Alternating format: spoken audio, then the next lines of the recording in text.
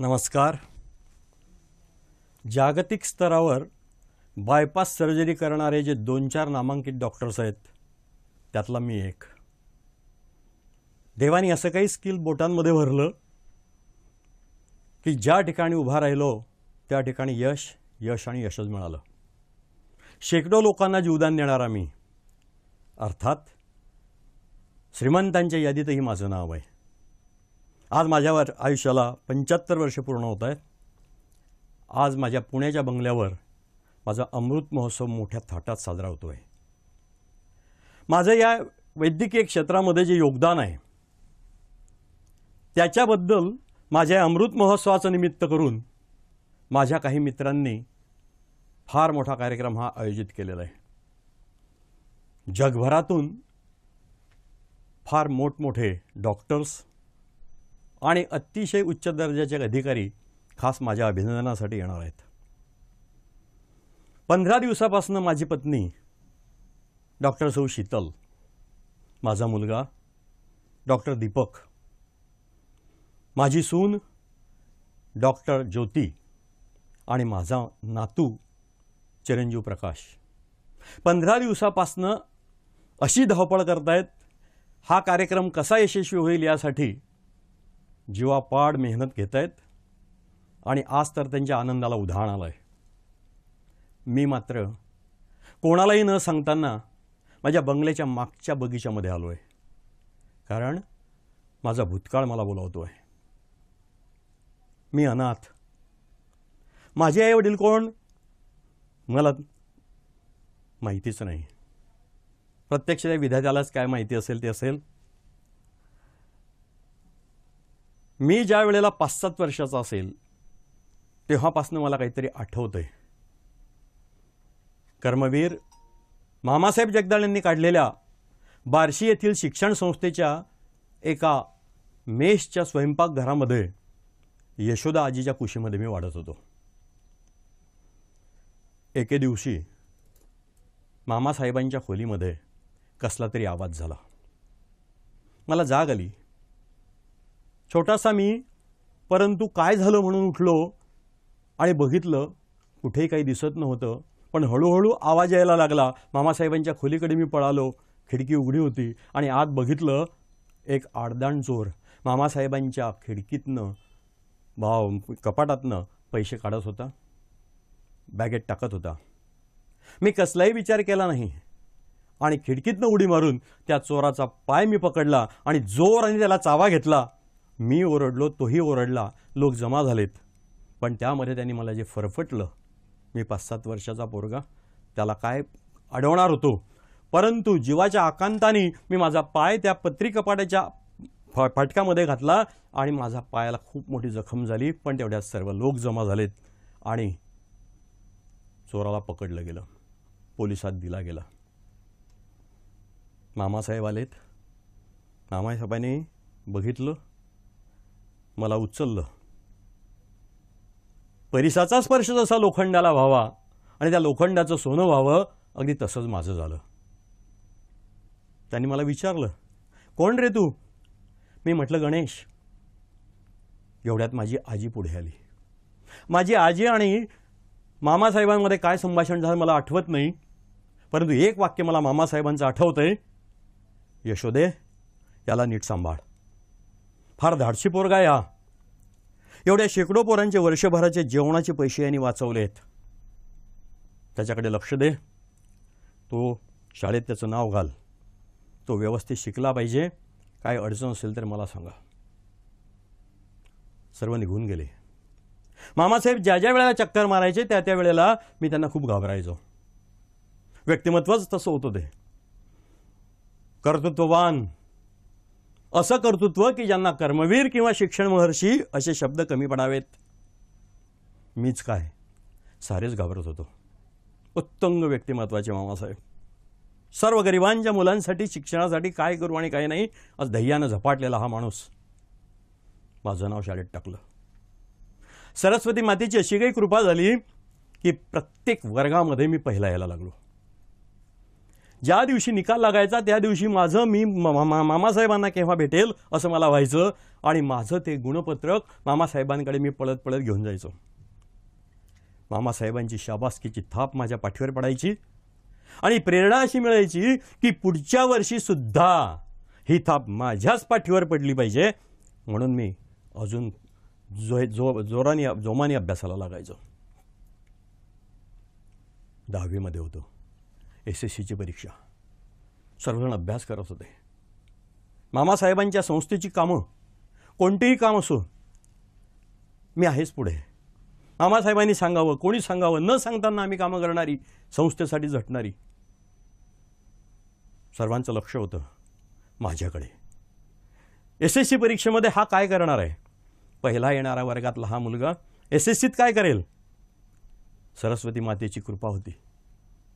SSC बोर्डामध्ये त्या वर्षी मी बोर्डामध्ये दुसरा आलो. मामासाहेबांना खूप आनंद झाला आणि माझा सत्काराचा कार्यक्रम अरेंज केला. सर्वांनाच आनंद.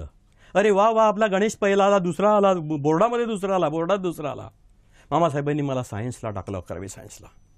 आणि एकच सांगितलं, बेटा लक्षात ठेव, आता फार महत्त्वाचं वर्ष आहे, 2 वर्ष खूप मेहनत करायची. त्यांनी आमच्यासारख्या गरिबांसाठी कमवा आणि शिका ही योजना सुरू केली होती. मी त्या योजनेतला पहिला विद्यार्थी. आईने मनापासून कामं करायची, संस्थेची कामं करायची, मामासाहेबांचे आशीर्वाद घ्यायचे, आनंदाने अभ्यास करायचा. 12वीची परीक्षा मी झटून अभ्यास केला होता. बोर्डाला बसलो परीक्षेला आणि या वेळेला तर कमालच झाली, बोर्डामध्ये मी पहिला आलो. मामासाहेबांनी अजून मला काय करू आणि काय नाही मोठा कार्यक्रम अरेंज केला माझ्या अभिनंदनाचा. आणि मला सांगितलं, तुला आता डॉक्टर व्हायचं आहे, BJ मेडिकल कॉलेजला पुण्याला मी तुला पाठवणार आहे. त्यांच्या आज्ञेप्रमाणे मी BJ मेडिकल कॉलेजमध्ये गेलो. तिथेही कमवा आणि शिका योजना होती, तिथे पण मी भाग घेतला. अभ्यास अभ्यास, मामासाहेबांचं ध्येय, त्यांचे आशीर्वाद, त्यांचं मार्गदर्शन. MBBSला मी त्या ठिकाणी गोल्ड मेडलिस्ट झालो. कॉलेजमध्ये माझं नाव डॉक्टर गणेश. माझा MS ला नंबर लागला, master of surgery. Me surgeon झालो. त्याही ठिकाणी मला गोल्ड मेडल मिळवलं. आणि माझ्या आयुष्यातला एक आनंदाचा दिवस, बायपास सर्जरीच्या प्रशिक्षणासाठी अमेरिकेमध्ये माझी निवड झाली. मी 3 वर्षाच्या प्रशिक्षणासाठी अमेरिकेला गेलो. अमेरिकेमध्ये असताना माझं सर्वस्व पणाला लावलं. अभ्यास अभ्यास, प्रॅक्टिस प्रॅक्टिस. आणि देवानी अशी काही कृपा केली, माझ्या बोटांमध्ये अशी काही जादू भरली की बायपास सर्जरीला मी उभं राहावं म्हणजे यश मिळालंच पाहिजे. या 3 वर्षाच्या काळामध्ये जागतिक लेव्हलवरच्या बायपास सर्जरी करणाऱ्यांच्या सर्जनच्या लाईनमध्ये मी केव्हा जाऊन बसलो हे माझं मलाच कळालं नाही. माझं तिथलं प्रशिक्षण संपण्यात आलं होतं, शेवटचा दिवस. आणि अचानक मला फोन आला, गणेश, अरे तुला काहीतरी फोन आहे. काय फोन आहे? मामासाहेब बोलत होते, अरे गणेश, तुझी आजी यशोदा स्वर्गवासी झाली. मटकन खाली बसलो, काय करावं कळेना. खरं म्हणजे ती माझी नातीची कोणीच नव्हती. आणि ठरवून ठेवलं होतं की मी तिला खूप आनंदात ठेवणार आहे, पण तिने मला करायला काहीही सवलत दिली नाही. मी तिचं क्रियाकर्म पण करू शकलो नाही. प्रशिक्षण संपलं, भारतामध्ये आलो. मामासाहेबांनी सांगितलं होतं, गणेश कितीही मोठा हो, पण सर्व्हिस द्यायची ती आपल्या लोकांना, भारतातल्या लोकांना, आपल्याच लोकांची सेवा करायची आहे. मी परत आलो भारतामध्ये आणि मामासाहेबांना म्हटलं, मामासाहेब, मला दवाखाना टाकावा लागणार आहे, पण मला मोठ्या शहरात टाकावं लागेल. कारण माझं जे काम आहे बायपास सर्जरीचं ते मोठ्या शहरांमध्ये आहे, ते इथे नाही होऊ शकणार. म्हणजे ठीक आहे बाबा, तू आता एवढा मोठा डॉक्टर झालास, तू ठरव काय करायचं ते. मी पुण्याला माझं हॉस्पिटल सुरू केलं. माझ्या हॉस्पिटलला अर्थातच मी नाव दिलं यशोदा हॉस्पिटल. तेवढंच मी तिच्यासाठी काही करू शकलो. माझ्या कामाला लागलो. आज इथं ऑपरेशन, उद्या तिथे ऑपरेशन, या हॉस्पिटलमध्ये, त्या हॉस्पिटलमध्ये, या गावाला, त्या शहरात, त्या शहरात. एवढी मला यशाने बोलावणं आलं, या ठिकाणी, त्या ठिकाणी, त्या ठिकाणी. आणि त्यामुळे माझं नाव व्हायला लागलं. अर्थात पैसा पण यायला लागला. सरस्वती मातेची कृपा अगोदरच होती, परंतु लक्ष्मी मातेची कृपा आता माझ्यावर झाली. पैसा यायला लागला, यश मिळायला लागलं. अचानक एके दिवशी मामासाहेबांचा फोन आला. अरे गणेश, तुझी जरा काम होतं रे. म्हटलं बोला ना मामासाहेब, काय करू? जरा येतोस का बार्शीला? म्हटलं मामासाहेब जरा ऑपरेशनची खूप गर्दी आहे. नाही काय काय काय काम होतं सांगा मला. अरे माझे एक मित्र आहेत, त्यांचा काही प्रॉब्लेम आहे का? अरे नाही नाही नाही नाही, ते माझे अतिशय जवळचे मित्र आहेत. खूप श्रीमंत माणूस आहे तो, फार दानशूरपणा आहे. माझ्या या गरीब विद्यार्थ्यांसाठी पोतेचे पोते धान्य तो आणून टाकतो, पाहिजे त्यावेळेला पैशांची मदत करतो. त्यांनी काल विषय काढला रे माझ्याकडे.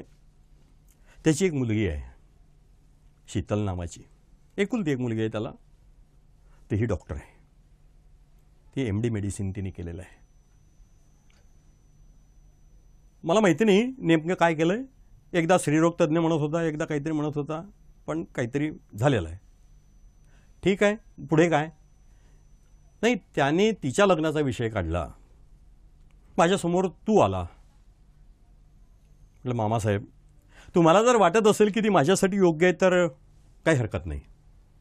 अरे नाही म्हणे, असं न बघताना न भय करताना विचार, तू काहीतरी घाईमध्ये निर्णय घेऊ नको. नाही नाही मामासाहेब, तुम्ही विचार केला आहे आणि मी त्या माणसांना ओळखतो, ऐकून आहे मी. फार चांगली व्यक्ती आहे ती. ती मुलगी पण चांगली असेल, तुम्ही म्हणताय याचा अर्थ ती चांगलीच असणार आहे. मला काही हरकत नाही. नाही नाही नाही म्हणे, थांब अजून. ती सुंदर आहे, श्रीमंत बापाची एकुलती एक मुलगी आहे, MD झालेली आहे, स्त्रीरोग तज्ज्ञ आहे, पण पोलिओनी एका पायाने अपंग आहे रे ती. मी लगेच म्हटलं, अरे म्हणून काय झालं? तुम्हाला वाटलं ना की तिच्यासाठी माझं नाव तुमच्या समोर आलं, काहीही हरकत नाही, मी तिच्याशी लग्न करायला तयार आहे. पण माझी एक अट आहे मामासाहेब, माझ्याकडे सध्या काम भरपूर आहे आणि आज या शहरातून त्या शहरात, तिकडून तिकडे मला फिरावं लागतं, त्यामुळे वेळ फार कमी आहे. म्हणून माझी एक विनंती आहे, तुम्ही एक दिवस मला जरा अगोदर सांगा. माझी लग्न, मला कोर्ट मॅरेज करायचं आहे. आपण कमीत कमी वेळामध्ये आपण लग्न करूया. माझी काही ना नाही. त्यांना जरा समजूत सांगा, म्हणजे मग आपण बाकीच्या गोष्टी बघू. हे ठीक आहे, मी बोलतो त्यांच्याशी. त्यांनी त्यांच्याशी काय बोलले मला माहिती नाही, परंतु मामासाहेबांचा मला फोन आला आणि त्यांनी मला सांगितलं, अरे गणेश,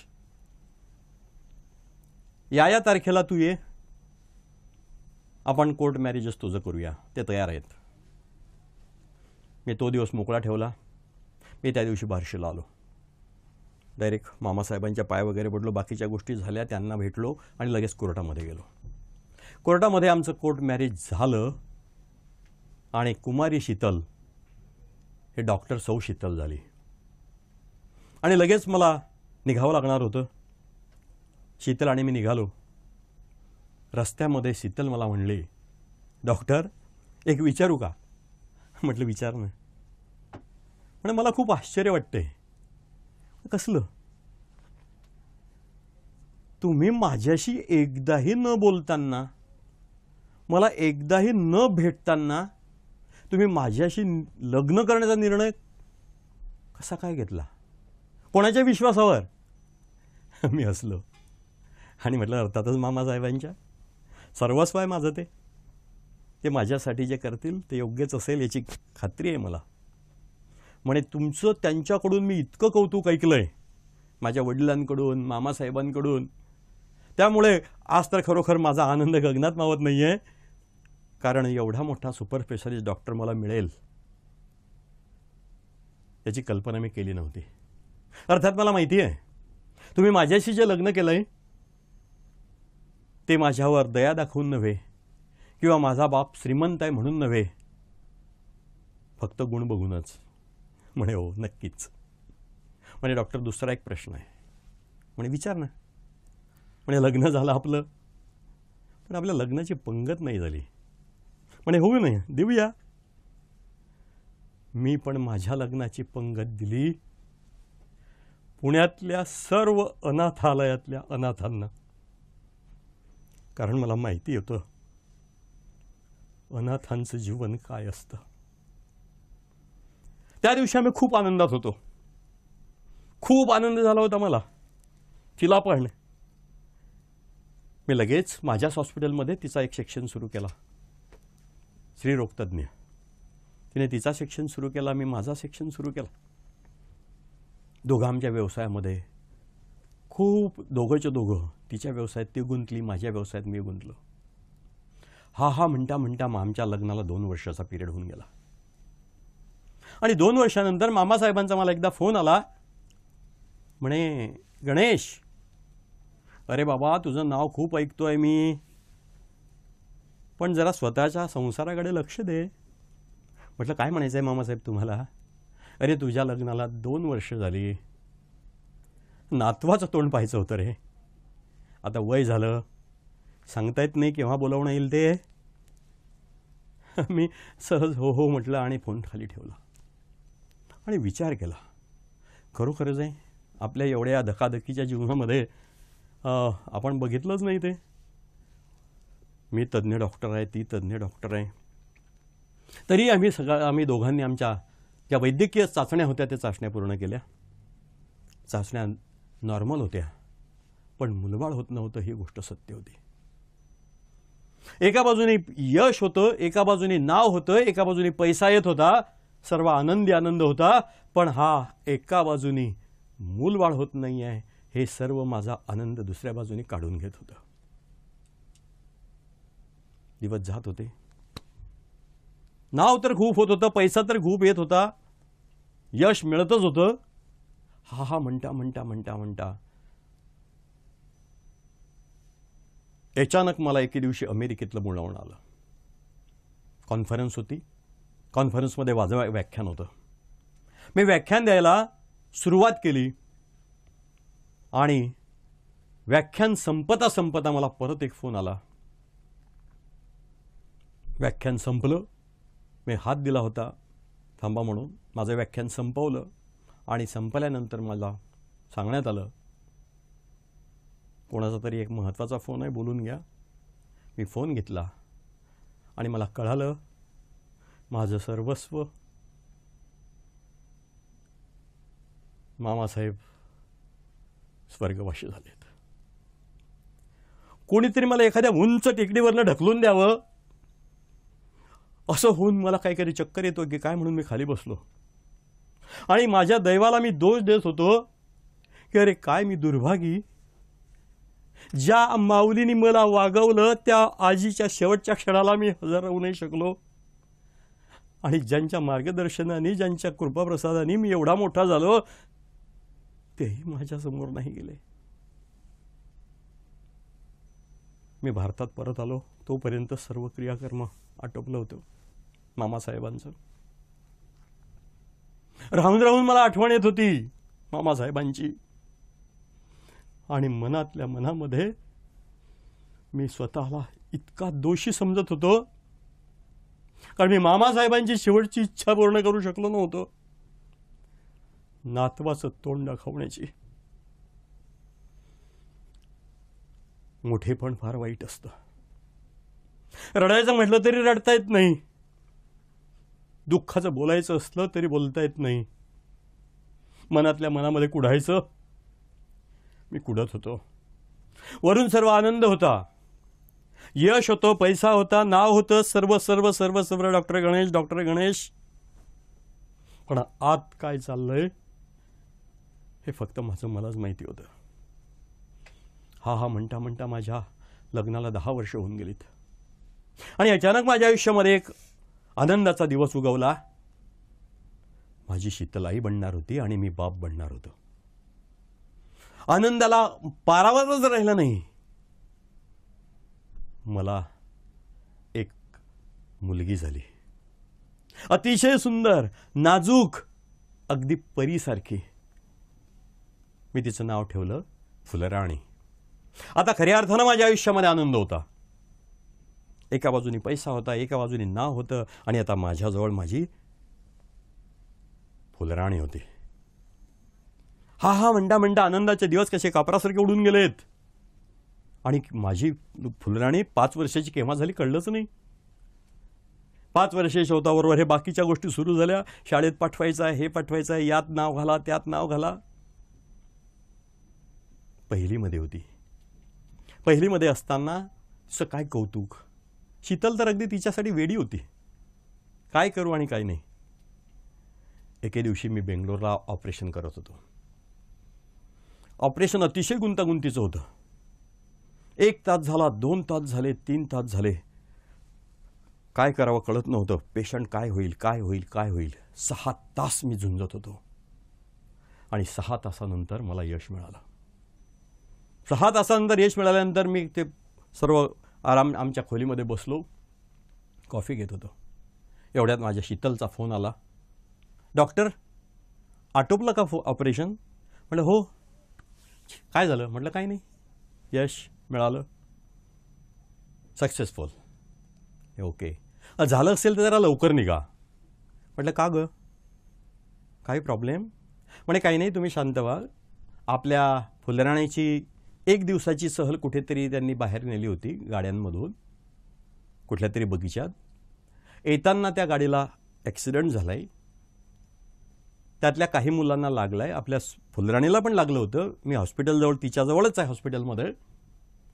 पण तिला एक रक्ताची बाटली दिली आहे, लावलं रक्त, इंजेक्शन्स पण दिलेत, सगळी व्यवस्थित आहे ती. काही काळजी करू नका, फक्त लवकर ज्या काम आटोपलं असेल तर निघा.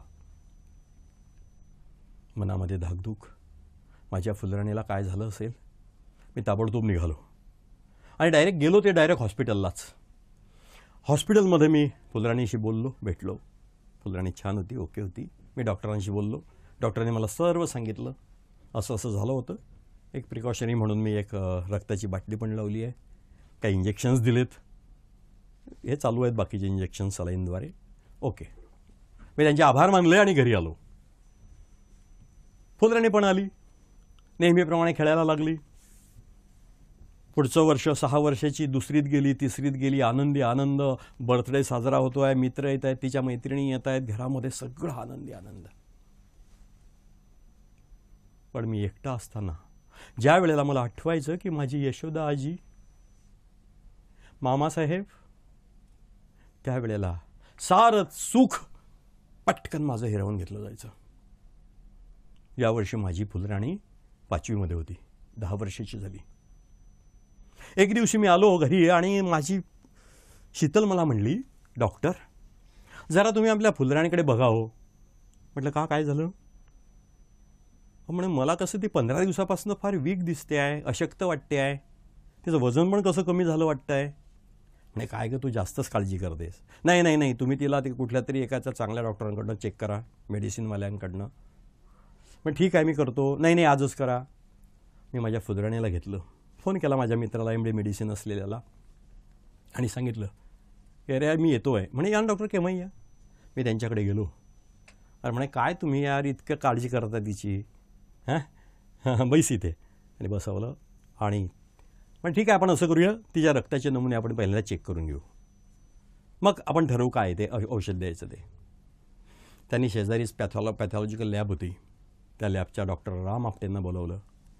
तिथेच त्यांनी रक्ताचं सॅम्पल फुलराणीचं नेलं आणि सांगितलं की डॉक्टर तुम्ही निघून जा, मी रिपोर्ट्स तयार झाले की मी तुम्हाला पाठवतो.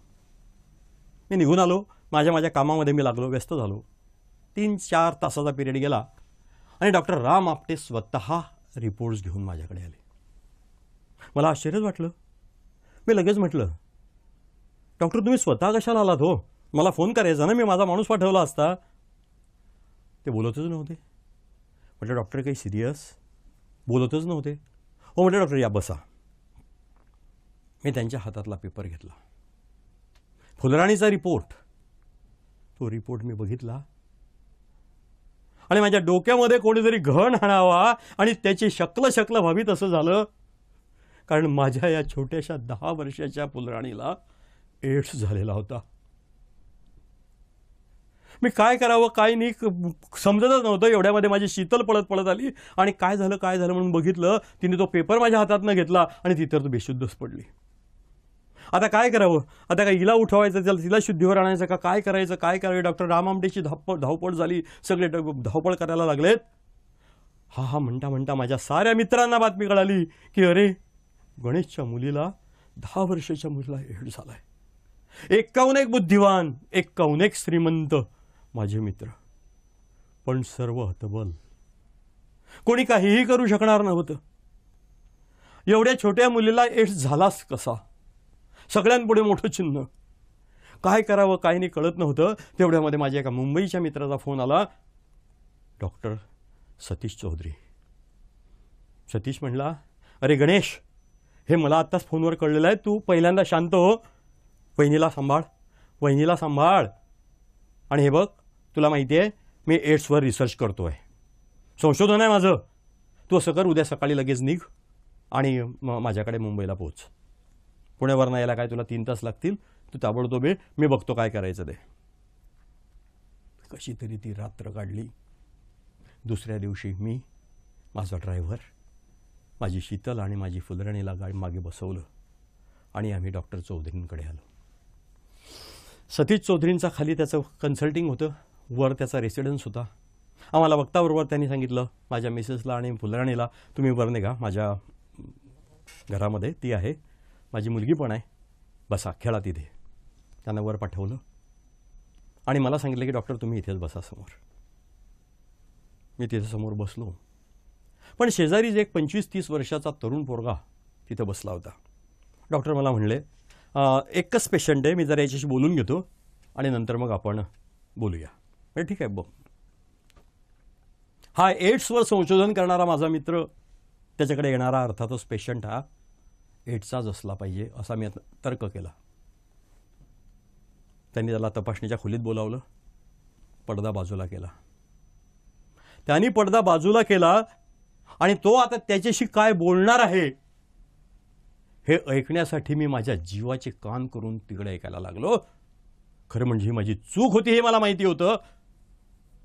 कारण सामाजिक आचारसंहिता अशी आहे की कुठल्याही पेशंट आणि डॉक्टरचा संवाद तिसऱ्याने ऐकायचा नसतो. पण मला माहिती होतं ते एड्सच्या संदर्भात काहीतरी त्याला बोलतील, काहीतरी विचारतील. त्यासाठी मी त्याकडे चुकून का होईना पण माझं लक्ष तिकडे होतं. आणि मला फार मोठा आश्चर्य वाटतं माझ्या त्या मित्राचं, सतीशचं, की समोरच्या पेशंटला मृत्यू केव्हा येणार आहे याची कल्पना नाही. अशा त्या मित्राशी, अशा त्या पेशंटशी तो इतका गोड बोलू कसा शकतो. त्याने हसून त्याला विचारलं, का रे बाळा, काय आहे तुझं नाव? तो म्हणला, संजय. बर, तू काय करतोस? सर, माझं या ठिकाणी एक स्टेशनरीचं दुकान आहे चौकात. अच्छा, तू काय शिकलंय? म्हणे, सर मी फक्त 8वी पास आहे. बरं, तुला काय झालं याची काही कल्पना आहे? आणि तो रडायला लागला. काय कल्पना आहे का तुला काय झालं आहे? म्हणे, हो सर, मी जेव्हा हा रिपोर्ट घेतला तेव्हा त्या लॅबमधले जे टेक्निशियन्स होते ते सांगत होते एड्सची केस आहे म्हणून. ठीक आहे, पण मला असं वाटतं एड्सबद्दल तुला बहुतेक माहिती नसावी. आता मी काय सांगतो, मी काय विचारतो त्याची प्रामाणिकपणे खरी उत्तरं तुम्हाला द्यायची आहे. म्हणे, हो नक्कीच देईल. हे बघ, एड्स हा काय शब्द आहे? AIDS, acquired immunodeficiency syndrome. AIDS या पहिल्या अक्षराने तो एड्स तयार झाला आहे. आता एड्स होतो म्हणजे नेमकं काय होतं माहिती आहे तुला? म्हणे, नाही. हे बघ, काय असतं, HIV, human immuno deficiency virus, हा असा विषाणू आहे की जो माणसाच्या शरीरात जर गेला तर रक्तातल्या पांढऱ्या पेशी, व्हाईट ब्लड कॉर्पसल्स आपण त्याला म्हणतो, त्यांना मारून टाकतो, खाऊन टाकतो. पर्टिक्युलरली T3 लिम्फोसाइट्स आणि T4 लिम्फोसाइट्स ह्या 2 प्रकारच्या पेशींना तो मारतो. आणि त्यामुळे होतं काय, की यांचं कार्य बंद पडतं. मग आता हे काय काम करतात, तर आपल्या शरीरात दुसऱ्या कोणत्याही रोगाचे जंतू जर त्यांनी प्रवेश केला तर त्या जंतूंना खाऊन टाकण्याचं काम हे T3 आणि T4 लिम्फोसाइट्स करतात, पांढऱ्या पेशी. आता काय होतंय बघ, आता त्या लिम्फोसाइट्सच नाही आहेत, पांढऱ्या पेशीच कमी झालेल्या आहेत आणि दुसऱ्या रोगाचे जंतू घुसलेत, त्यांना मारायला किंवा खायला तिथे कोणीच नाही. मग त्यांची संख्या वाढते आणि त्यांच्यामुळे त्या रोगामुळे तो माणूस मरतो. उदाहरण सांगतो, समजा एखाद्याच्या शरीरात HIV आहे, त्याने व्हाईट ब्लड कॉर्पस्कल्स म्हणजे पांढऱ्या पेशींना मारलाय आणि निमोनियाचे जंतू त्याच्या शरीरामध्ये गेले. आता निमोनियाचे जंतू गेले, त्यांना मारायला तिथे व्हाईट ब्लड कॉर्पस्कल्स नाहीत. मग तिथे या निमोनियाचे जंतू इतके वाढतील की तो पेशंट निमोनियाने मरेल. पण खरं तो कशाने मरणार आहे, एड्सने मरणार आहे. आणि म्हणून आपली रोगप्रतिकारक शक्ती जी कमी होते ती यामुळे कमी होते आणि त्यामुळे तो पेशंट केव्हा दगावेल हे सांगता येत नाही. आणि म्हणून मित्रा, आता तुला तो झालाय, आता त्याच्यातून बाहेर कसं पडायचं ते आपण बघणार आहोत. याचे गैरसमज फार आहेत, त्यातून बाहेर कसं पडायचं ते आपण पाहू. पण एक गोष्ट लक्षात ठेव मित्रा, भारतीय संस्कृती खूप उच्च दर्जाची आहे, पण आपण त्या दृष्टीने तिच्याकडे पाहतच नाही. तू तर आता कमी शिकलेला आहे, वाचनही तुझं कमी दिसतंय, पण कमीत कमी रामायण तुला माहिती आहे का? म्हणे जास्त नाही पण थोडं थोडं माहिती आहे.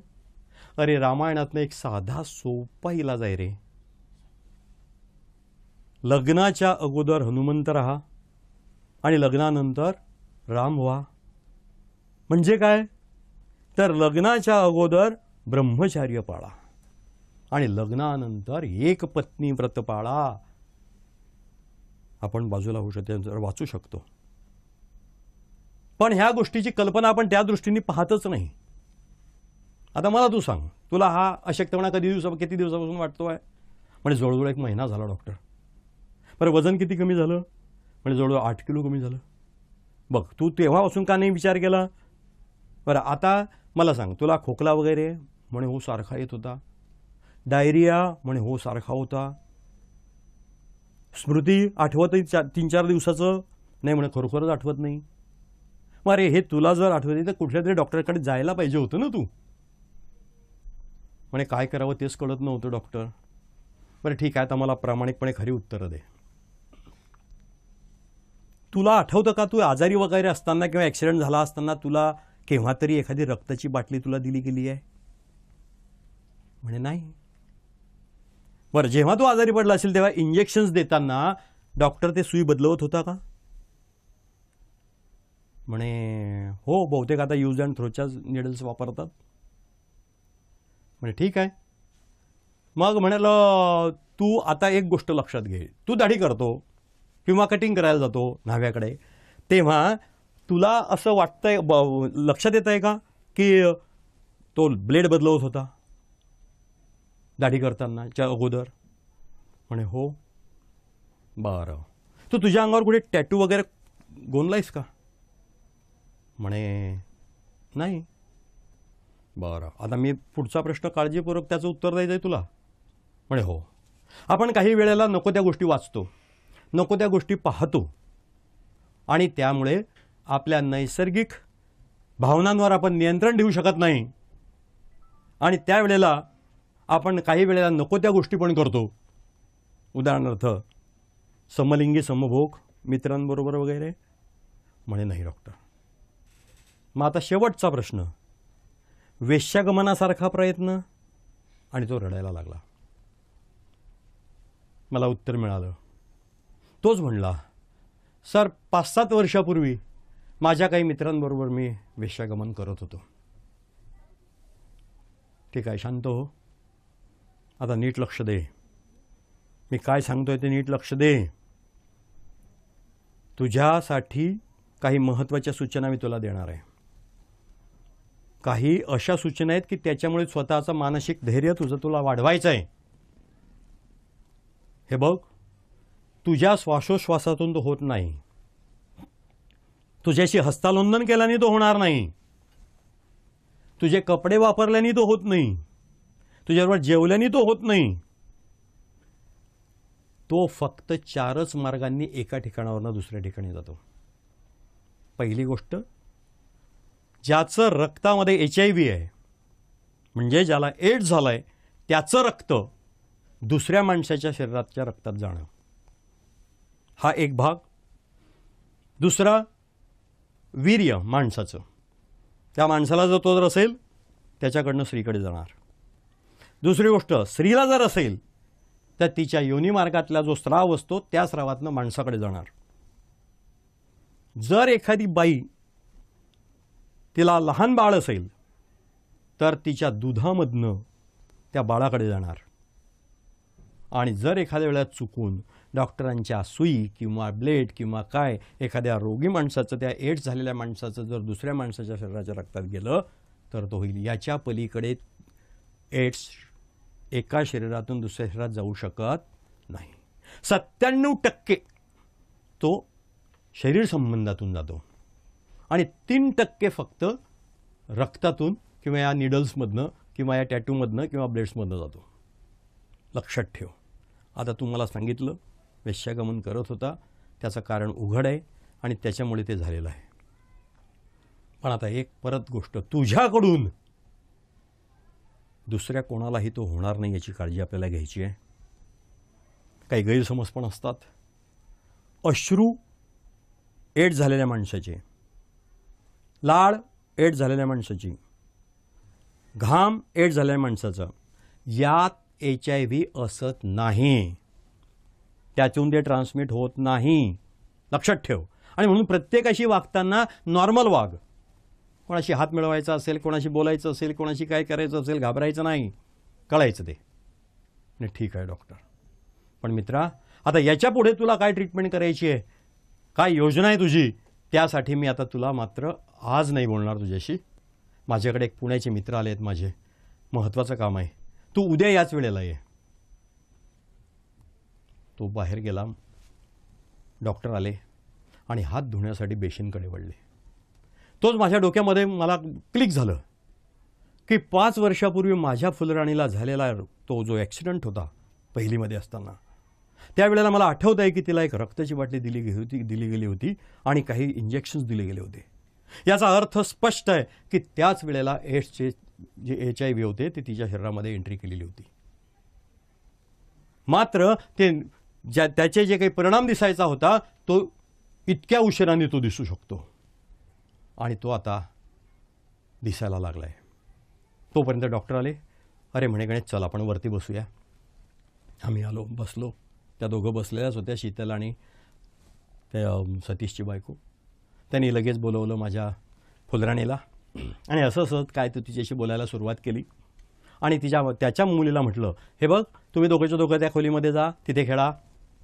त्यांना त्या खोलीत पाठवून दिलं आणि माझ्याकडे सरकला आणि अरे तू काही रिपोर्ट्स आणलेत का? म्हटलं हो, हे बघ. त्याने रिपोर्ट्स बघितले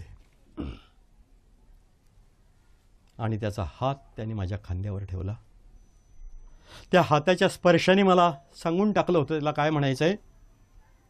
तो फक्त एकच वाक्य बोलला, गणेश फार पुढची स्टेप आहे रे. त्यांनी पुढची स्टेप आहे रे म्हणताबरोबर मला माझा हुंका नाही आवरता आला. माझा हुंका पाहून माझ्या शीतलला हुंका आवरता नाही आला, परंतु त्या दोघांनी मला खूप सावरायचा प्रयत्न केला. अरे म्हणे गणेश, आहे त्या परिस्थितीला तोंड द्यावं लागेल आपल्याला. मी असं करतो, मी काही इमिजिएट जे लवकरात लवकर तिला मेडिसिन्स द्यायचे ते देतो.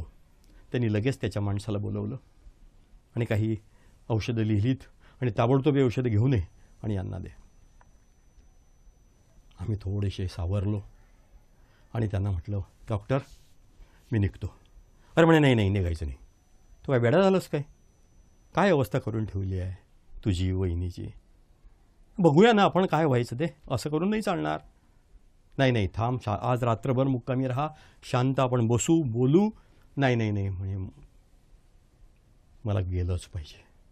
काय रे तू इतका का आग्रह करतोय जाण्याचा? आज रात्री 10 वाजता एका पेशंटची मला बायपास सर्जरी करायची आहे. त्याचा जीव मला वाचवला पाहिजे, मला निघालं पाहिजे. त्याचा नाईलाज झाला. आम्ही निघालो. परत पुढे मी आणि माझा ड्रायव्हर, मागे माझी शीतल आणि माझी फुलराणी बसली. गाडी निघाली. खंडाळ्याच्या घाटातनं आम्ही गाडी चालली होती पुण्याच्या दिशेनं. खूप आडमोडाच्या वेडेवाकडे मार्ग, एका बाजूने खूप उंच पर्वत तर दुसऱ्या बाजूला शेकडो फूट खोल दरी, वळणावळणाचे रस्ते, अवघड. संध्याकाळची वेळ होत आली होती. मी बघत होतो समोर. आमच्या समोर एक कार चाललेली होती, थोड्याशा अंतरावरनं, बऱ्याचशा अंतर दिसत होती मला. मी बघत होतो. अचानक वरनं एक इतक्या भरधाव वेगानं ट्रक आला आणि डोळ्याची पापणी लवते न लवते तोच त्या ट्रकनी त्या समोर चालणाऱ्या कारला इतक्या जोरात ठोस मारली की ती आकाशामध्ये चेंडूसारखी उडाली. तिने पेट घेतला आणि शेजारच्या शेकडो फूट खोल दरीमध्ये जाऊन पडली. माझ्या ड्रायव्हरने करकचून ब्रेक दाबले. तो ट्रक तर केव्हाच निघून गेला होता. आम्ही खाली उतरलो, बघितलं. संध्याकाळच्या वेळेला खाली दरीमध्ये अंधार होता, पण ती पेटलेली कार दिसत होती शेकडो फूट खोल. कोणाची होती ती कार? कोण होतं त्यात? जिवंत असतील का? एकही शक्यता नव्हती. जिवंत असणं तर शक्यच नव्हतं. तेवढ्यात माझा ड्रायव्हर मला म्हणला, साहेब लवकर चला, संध्याकाळ होते, रात्र होते, आपल्याला निघालं पाहिजे, पुण्याला पोहोचायचं आहे. मी म्हटलं अरे काय नाही. म्हणजे साहेब तुम्ही इथून निघा, मी वळणार. तोच मला एका लहान मुलाच्या रडण्याचा आवाज आला. मी म्हटलं अरे हे बघ, कुठेतरी छोटंसं मुलगं कुठेतरी रडत आहे, बघ बरं कुठे काय आहे. आम्ही बघितलं, रस्त्याच्या कडेच्या झुडपांमध्ये एक छोटंसं बाळ अडकून पडलेलं होतं. मला समजायला वेळ नाही लागला की ज्या कारला ट्रकनी ठोस मारली, ती कार जी उडाली त्या खिडकीतनं ते पडलेलं बाळ होतं आणि कार पुढे पडलेली होती. आम्ही दोघांनी त्या बाळाला काढलं. मी माझ्याजवळ घेतलं, हलवलं त्याला. मुलगा हसायला लागला. काही नियती असते पहा. त्याला कल्पनाही नाही त्याचं काय झालंय, त्याचे आईवडील कोण, काय झालं. एक अनाथ दुसऱ्या अनाथाच्या हातात. मी हसत होतो, बाळ हसत होतं.